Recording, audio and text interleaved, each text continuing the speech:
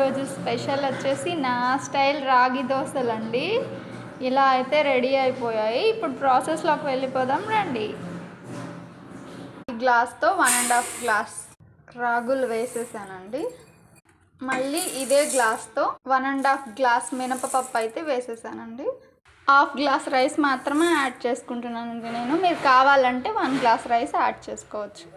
ఇప్పుడు వీటిని నీట్గా కడిగేసి నానబెట్టేసేయాలి.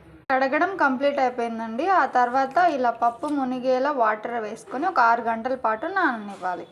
6 గంటల తర్వాత మన పప్పు అయితే ఇలా నానిపోయిందండి. ఇప్పుడు దీన్ని మిక్సీ పట్టేద్దాం.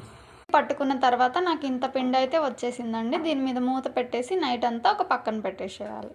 మార్నింగ్ వరకు ఫర్మెంటేషన్ అయ్యి మొత్తం పొంగిపోయిందండి. నేను అదంతా చేతితో తీసి ఇలా వేసాను. అప్పటికైనా చూడండి ఎంత ఉందో. అయితే ఇప్పుడు దీంట్లో నుంచి కొంచెం తీసుకొని దోశ వేసేసుకుందాం.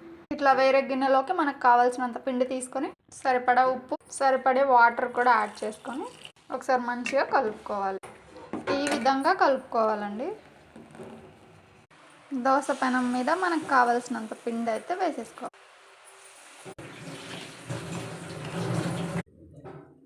ఇట్లా చుట్టూ కొద్దిగా నూనె వేసుకోవాలండి. ఇప్పుడు దీన్ని ఉల్టా తిప్పేసుకోవాలి.